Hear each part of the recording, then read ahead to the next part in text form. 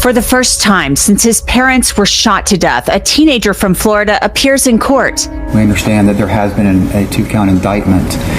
We do acknowledge that, but we are going to enter pleas of not guilty. According to a police report, Lee's mother and father were found in their bedroom. Both have been shot several times. Lee told police there was an argument at some point Sunday evening. Lee then allegedly left the house and walked over a mile to a church down the road, where he then called 911. After he did it, he didn't run. He walked to a church, called 911, and asked the dispatcher to pray for him. 911, how can I help you? Hello, I'm by the road. I threw my backpack away from me. I'm stripped. I'm waiting for the police. What do you mean you're I have stripped? nothing in my pocket. I emptied my pockets and everything. There's nothing in my pockets. And I'm not like on the sidewalk. I'm like in the middle part. You're going to be in the parking lot? No, like in the middle part. The middle part of what? Of the church? I'm gonna pray first. I need to pray. You need to pray? Yes, ma'am. Okay. Before you start praying, tell me exactly where you're at. If you're driving towards the church, like I'm right out in front of the church, there's a big cross. Can you pray? Yes, sir. Go ahead, I'll listen to you. Well, I was going to ask if you could pray for me, ma'am. Right now. I'll definitely be praying for you, son. Listen to how calm he sounds.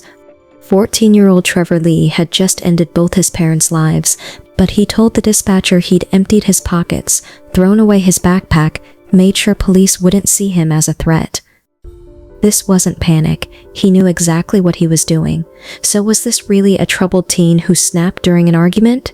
Or did Trevor Lee calculate every single move right down to that prayer request? This is Felonies. Like, comment, and subscribe. The truth always surfaces. Happy holidays, everyone. I hope this season brings you peace, joy, safety, and time with the people who matter most. Just after midnight on August 4th, 2025, Clay County's 911 Communication Center received a call from a young male who said he'd just taken his parents' lives. He told dispatchers where to find them, and that he'd walked over a mile to Cross Point Church where he'd be waiting. Our 911 Communication Center received a call from a young man who stated he had just killed his parents. He stated that deputies could find his parents at the house and that he had walked just over a mile away to a church and he would await for deputies to arrive to take him into custody. Deputies responded to both locations. At the church, they found Trevor waiting. He surrendered without resistance. At the house in Middleburg, Florida, they found 44-year-old David Lee and 45-year-old Brandy Smith deceased in their bedroom, multiple wounds. The weapon belonged to Trevor's mother. Based upon our preliminary investigation, and we're still very early in this investigation, it appears that there was some sort of domestic argument last night between Trevor Lee and his parents, and that this shooting culminated from that argument. An argument, that's all authorities would say. But here's what makes this case so troubling. Before Trevor called 911, he called someone else first. His older sister, Ayanna Russell, who was stationed in California with the military. Investigative process, we did discover that he had called his sister prior to calling 911. And so that's some new information that we're going to have to track down. Whatever Trevor told his sister during that call prompted her to call 911 too. Are you there with him? Send help. No, I'm all the way in California. Please, I need you to send help. What makes you? I don't know. I don't know where he's at. I have no idea where he's at. But please, hurry up. I'm out of state. I'm in the military. I don't know what goes on. Mother, you got a good day. They went to the movies, bro. They went to the movies. They just had a good day. They went to the movies. Hours before this happened, the Lee family was at the movies together. So what changed? Now listen to Trevor's 911 call. Because the communication center initially thought this might be a swatting incident, they kept him on the line. 911, how can I help you? Hello, I'm by the road. I threw my backpack away from me. I'm stripped. I'm waiting for the police. What do you mean you're I stripped? have nothing in my pocket. I emptied my pockets and everything. There's nothing in my pockets. And I'm not like on the sidewalk. I'm like in the middle part. You're going to be in the parking lot? No, like in the middle part. The middle part of what? Of the church? I'm gonna pray first. I need to pray. You need to pray? Yes, ma'am. Okay. He threw away his backpack, emptied his pockets, made sure he had nothing that could be seen as a weapon. This is a 14-year-old thinking clearly enough to protect himself from police. Before you start praying, tell me exactly where you're at. If you're driving towards the church, like I'm right out in front of the church, there's a big cross. Do you pray? Yes, sir. Go ahead, I'll listen to you. Well, I was going to ask if you could pray for me, ma'am. Right now. I'll definitely be praying for you, son. Okay, we've asked them not to point guns at you. When deputies took him into custody, he came peacefully, no resistance, and according to the sheriff, he was extremely cooperative with detectives. He came into custody peacefully. He did not, push back at all. He was in fact extremely cooperative with the deputies who took him into custody at the scene, at the church, and then also with the detectives later on in the evening who were interviewing him. Trevor told them everything, walked them through his thought process, said he felt like this was his only way out, but the sheriff revealed something else about the timeline. And, I will say that he was very candid about an argument that happened with his parents earlier in the evening, and he felt that, that this was his only way out, so to speak, was to take matters into his own hands. Very, very sad. Wow. Do we have any inkling, or do you have an idea of how long it was between this argument and him actually shooting his parents? I mean, was there any cooling off period? I don't have the exact time, but I would say a couple of hours of him contemplating on what his next steps would be, again, a heavy burden for a 14-year-old to be in that position and feel that was his way of handling it, so to speak. But the argument had happened earlier in the evening, so probably at least a couple of hours before. A couple of hours. This wasn't a split-second decision. Trevor had time to think, time to cool down, time to choose differently. And the weapon? It belonged to his mother. Now here's where public reaction exploded.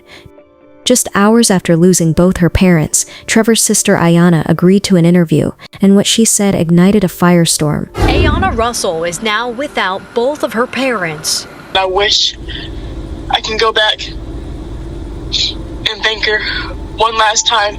Tell her I love you one last time to let my dad know how much I appreciated him. The Clay County Sheriff's Office says David Lee and Brandy Smith were shot to death early Monday morning.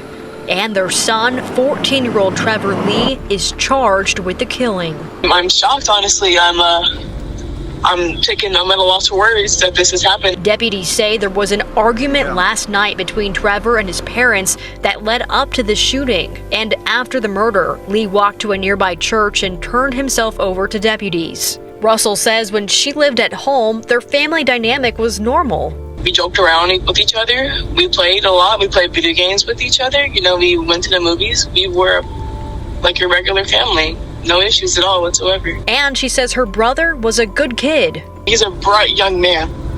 He wanted to become a football player. He was freshly coming into high school, a freshman. The kids loved him. He had friends, lots of friends. She says she had no idea about the argument or any issues between her brother and parents. But despite this horrific tragedy, Russell says she still loves her little brother. Did he make a mistake? Yes.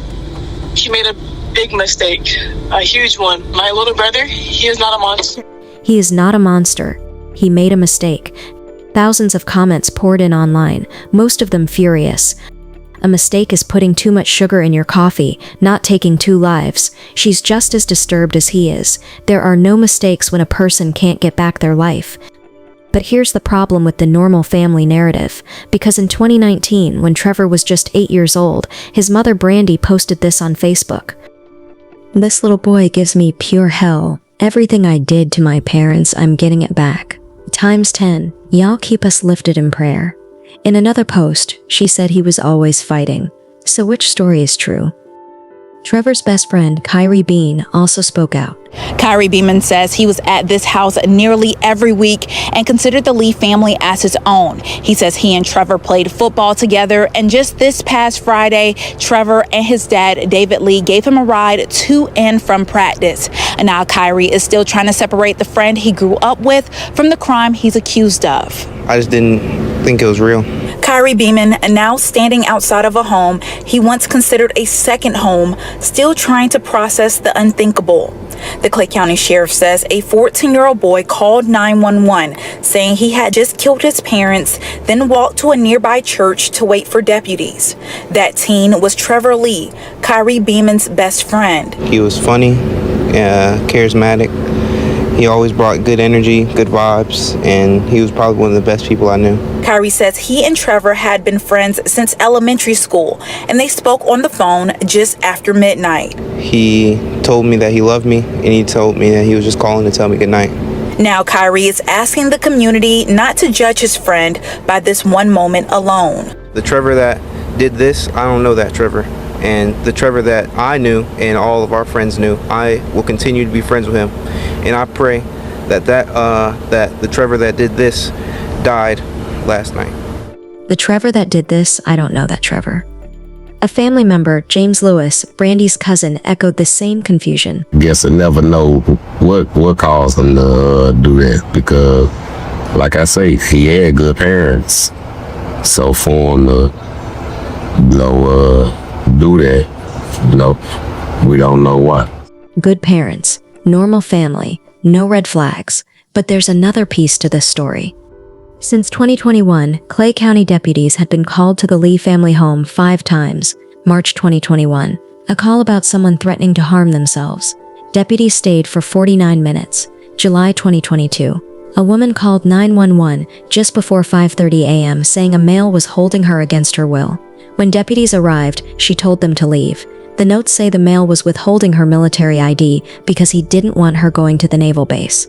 He said he was scared that he will be exposed and that she is going to embarrass both of us. The report is redacted. We don't know if that male was David or Trevor. March 2024.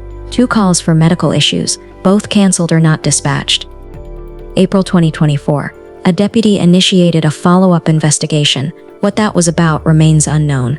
And then August 4th, 2025. Now here's where the case takes a major turn. 16 days after the incident, a grand jury returned an indictment.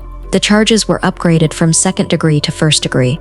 Good morning, Your Honor. Mark Wright and Mary Hickson on behalf of Trevor Lee. We understand that there has been a 2-count indictment. We do acknowledge that, but we are going to enter pleas of not guilty and request a pretrial date. I would also ask the court to consider waiving Mr. Lee's appearance for future pretrials, with the understanding that the court needs his presence, we would have no objection to that. Sure. First degree means the grand jury believed this was premeditated, that Trevor didn't just snap, that he planned it. And remember what the sheriff said, Trevor had a couple of hours between the argument and the act. That's not a split-second decision. If convicted, Trevor faces life in prison with a review after 40 years. He's 14 now. He'd be 54 before he's even eligible for review. Your Honor, based on the indictment date, speedy trial would run February 10th of next year. And because of the indictment, the guidelines do not apply.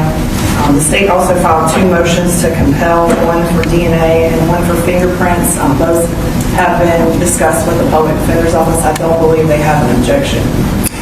No legal objection to that, Your Honor. All right, then I'll enter order to compel Mr. Lee's DNA and fingerprints. Mr. Lee, good morning. Good morning. Mr. Wright has indicated that in the future he may want to waive your appearance at certain court dates. That's up to him to decide. You should consider his advice. Both Mr. Wright and Ms. Dixon are very experienced lawyers. You have a right to get all your court appearances if you want. So if you decide you'd rather come one day when they ask you, just let them know. They'll have you brought over to you. You understand? Yes, sir. You'll agree to do that? Yes, sir. Okay. All right, then we'll pass this court date for a pre-trial until September 3rd at 9 o'clock. That's fine, Your Honor. Second? Yes, Your Honor, that's agreeable to see. September 3rd at 9 a.m. will be a pre-trial. And Your Honor, Detective Holmes is here to get the DNA and fingerprints, if that's agreeable with the court. Sure. Thank you. All right, so see you in September. I'll see you then if you want to waive that appearance, just let Mr. Wright know. Thanks, sir. So here's what we're left with. A 14-year-old who went to the movies with his parents, came home, got into an argument, waited a couple of hours, then took both their lives with his mother's weapon. A sister who calls it a mistake and says he's not a monster. A mother who posted 6 years ago that her son gave her pure hell. A best friend who says the Trevor he knew would never do this. 5 police calls to the home in 4 years, and a grand jury that believes Trevor planned this act. What was the argument about? Why did Trevor feel this was his only way out? Were his parents asleep when it happened? Those answers haven't been released, and they might not be until trial, if there even is a trial. Trevor Lee is being held as he awaits his next court date. He's been charged as an adult, and if convicted, he'll spend the next 4 decades behind bars. But David Lee and Brandy Smith, they're gone forever, and no explanation, no matter how detailed, will ever bring them back. This is Felonies. Like, comment, and subscribe. The truth always surfaces.